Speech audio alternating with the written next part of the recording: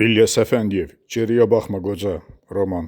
Möhnət qocanın nağılları. Cavan tacirlə pristav qızının əhvalatı, 6-cı hissə. Həmin Alıqullar obalarında böyük mülkədar Həsən bəy yaşayırdı. Obadan aralı çayın qırağında bəyin divarları, sütunları firuzə rəngində 2 mərtəbəli gözəl bir imarəti vardı. Evin hər tərəfi böyük bağ idi. Xalq arasında Həsən bəyə oğru bəy deyirdilər. Çünki çar polisi o ətrafda kimi oğurluqda ittiham eləyib həbsə alsaydı, Həsən bəy qurtarardı. Gəzərəyi sözü Həsən bəyin dostu idi. Ona görə də kim böyük oğurluq eləsəydi, tutuldu, tutulmadı, gərək Həsən bəyin payını xəlvətçi verəydi. Həsən bəyin adlı sanlı ruhanilərə, o cümlədən də Abdullahın əmisi Abdullah Əfəndiyə hörməti vardı. O belə nüfuzlu ruhanilərə tez-tez bəxşişlər göndərirdi. Hörmətli ruhanilər də fərqinə varmazdılar ki, bu hədiyyələr oğurlardan gələn pulların hesabınadır. Bəyin ehtiramına qarşı minnətdar olduqlarını bəyan eləyib, ona dua edərdilər. Cavan tacir uzun fikirləşəndən sonra nişanlısı ilə Qarabağa qayıdıb düz gəldi Həsən bəyin evinə. Həsən bəy boylu, buxunlu, tənumənd bir adam idi. Tacir tayfası ilə yaxın olmadığı üçün onların ancaq adlı sanlılarını tanıyırdı. Ona görə də cavan taciri əvvəl tanımadı. Ancaq Abdullah Əfəndinin qardaşı oğlu olduğunu və Bayram bəyin qızını götürüb qaçdığını biləndən sonra tapşırdı onlara hörmət eləsinlər. Sonra bəy fayton göndərib qəza qazısı Axund Mirza Qələndəri evinə qonaq dəvət eləyib əhvalatı ona danışıb dedi. Vaxtdakı oğlan qızı mənim evimə gətirib, gərək onu Bayram bəylə barışdıraq. Qazı Mirzə Qələndər ködə, yoğun qırmızı sifət bir kişi olub, tubulku ağacından qayrılmış iri qırmızı müştükdə papirosun oduna yandırardı. Özü də çox söhbətcil, baməzə, arvatbaz bir adam idi. Getdiyi uzaq kəndlərdə saz, dul arvadları siğə eləməyi savab iş hesab edərdi. Həsən bəyin də, Bayram bəyin də dostu, həm söhbəti idi. Əlbəttə, əgər qız Bayram bəyin qızı olmasaydı və cavan tacir də Abdullah Əfəndinin qardaşı oğlu olmasaydı, hamısından da mühümü qızı götürüb Həsən bəyin qapısına gəlməsəydi, Qazı ağa bu izdivaca çətin icazə verərdi, amma indi nə etmək olardı? Həsən bəylə Qazı ağa böyük qonaq otağında stolun ətrafında əyləşmişdilər. Özü də orucluq vaxtı idi. Həsən bəyin qəribə işləri vardı.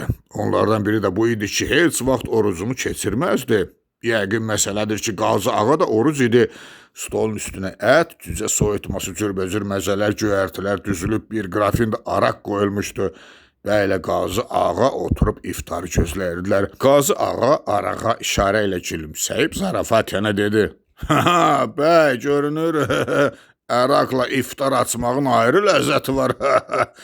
Həsən bəy Qazının zarafatından rəncidə xatir olmayıb dedi. Oruc öz yerində, araq da öz yerində. Bu əzansız zalım oğul da dillənəcək ki, səhərdən dilinə içki, xörək dəymədiyi üçün indi bəyin hövsələsi bir tiki olmuşdu. Qalxıb otaqda səbirsizliklə vargəl eləyirdi.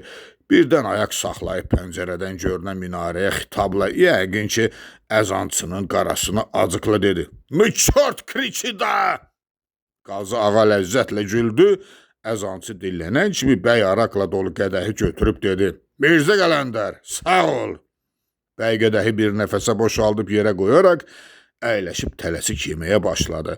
Qazı da bismillah deyib səliqə ilə orucunu açdı. Bir qədər yeyəndən sonra bəy qədəhini doldurub dedi. Qazı ağa, gəl sənə bir bakal meyl eləyəsən. Qazı ağa gülümsəyib cavab verdi ki, xeyr ha, mən ləziz təmlardan, pürrəng çaydan, bir də zərif tütündən zövq alıram. Bəy qədəhini boşaldıb soruşdu. Bəs topuğu girdə gəlinlərdən necə? Hallıca, dulluca arvatlardan necə? Bəy qəhqəhə ilə gülüb qədəhini doldurdu. Qazı ağa qırqovulun plovun altında qızarmış zərif budunu götürüb boş qabına qoyaraq dedi. Qadın dünyanın ən şirin nemətidir. Ondan necə ləzzət almamaq olar? Siğəni də şəriət ona görə buyurub ki, dul qadınlar özləri də bu ləzzətdən bir nəsib olmasınlar. Bəy dəmlənmişdi. Ay lotu, dedi. Əməllərinizi paça çıxarmağı bacarırsınız. Qazı ağa ürəyində bilirdi ki, biraz lotuluğu var, ona görə də zarafatyanə dedi. İnsan gərək özünü Allahın yaratdığı ləziz nemətlərdən məhrum eləməsin. Bəy bir qədəh də vurub soruşdu. Deyirlər sən Kürdabada kör bir qadın sığ eləmsən. Qazağa gülümsünüb dedi. Ona baxsan deməzsən kördür. Çox cazibədar iri qara gözləri var. Digəl ki görmür. Özü o qədər gözəl, ətli canlıdır ki. O yandan bəri yeriyəndə deyirsən bəs bir ağmaya gəlir. Bəyin hərəmi özü kimi yaşlı, arıq, uzunburun bir arvad idi. Ona görə də qazının tərifindən vəcdə gəlib dedi. Gecələr lüt soyundurub alırsan qucağına? Qazı gülüb dedi. Daha onu deməzlər ki, sən araqdan ləzzət alırsan, mən də şux cananlardan. Bəy qızarıb pörtmüş halda dedi. Yaxşı eləyirsən Mirzə Qələndər. Bu axmaq dünyada bacardıqca keyf çəkmək lazımdır. Qazılığa da bir qoz, bəyliyə də. Qoy nə deyirlər desinlər. Bilirəm düşmanlarım dalda da məni oğru bəy adlandırırlar. Amma bilmirlər ki, mənim oğru bəy olmağım onların doğru bəy olmağından 100 dəfə artıq xeyir verir cəmaata. Qazı ağa güldü. Bəy dedi. Gülmə Mirzə Qələndər, düz deyirəm. Məsələn, mən həmişə oğrulara deyirəm ki, ay köpək uşağı, kasıb küsubla işiniz yoxdur. Kasıb it oğlundan Allah da bezardı, bəndə də. Gedin o kəslərdən aparın ki, Kürdobalı Hacı Qara kimi 10.000 qoyunu var. Yerin soda yer Məşhədi sülünü top dağıtmaz mağazalarda ki, İsveçrə bankında milyonları var. Elələrində nə qədər aparsanız halaldır. Mən ölüm belədir. Belə deyil Mirzə Qələndər? Qazı ağa ayaq üstə güclə dayanan bəyə baxıb yenə də kişmişi güldü.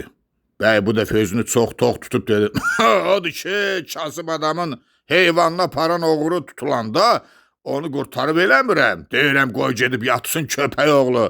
Amma başın üçün Mirzə Qələndər hampadan dövlət ildən aparan oğurların hələ indiyəcən birində qoymamışam qəzəmətə girsin.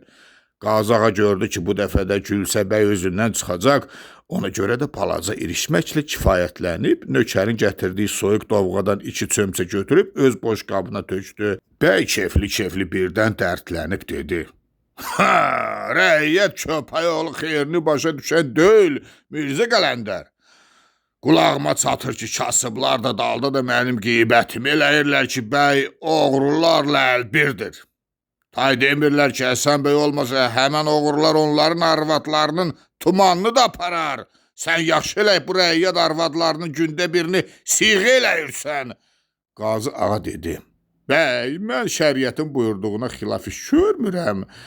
Bəy əlini çənəsinə çəkib dedi. Mirzə Qələndər, mənə yox da. Mən gimnaziya qurtarmışam, özüm də Allaha inanıram. Amma siz mollaların alimi biəməlliklərinizi də bilirəm axı. Bəy bərkdən gülüb əlini Qazı ağaya tərəf uzadaraq dedi. Mən ölüm, vur gəlsin. Qazı ağa hal əhli idi, gülümsəyib, şappıltı ilə vurdu bəyin əlinə. Bəy nə eşəyə gəlib çırtıq vurub oxudu. Aç xırcını kəs almadı, ver yara dilim. Sonra da divan uzanıb o saatda şirin xoruldadı. Qazı ağa da onun üçün ayrılmış otaqda namazını qılandan sonra soyunub yaylı çarpayda, təzə ipək yorğan döşəkdə ləzzətlə gərnəşib Kürdobada siğə elədiyi kör qadının suluk kimi ağ, yumşaq bədənini xatırlaya yuxuya getdi. Dan yerinə işıq düşəndə durub yenə də namazını qıldı. Sonra bəylə qonaq otağında əyləşib axşamdan hazırlamış cürbəcür yeməklərlə o başlanlıq elədilər. Bəy həmişə yanında saxladığı qoçaq oğlanlardan birini göndərdi Qarabulağa. Bayram bəyə xəbər versin ki, Qazı ağa ilə Həsən bəy axşam gələcək onlara.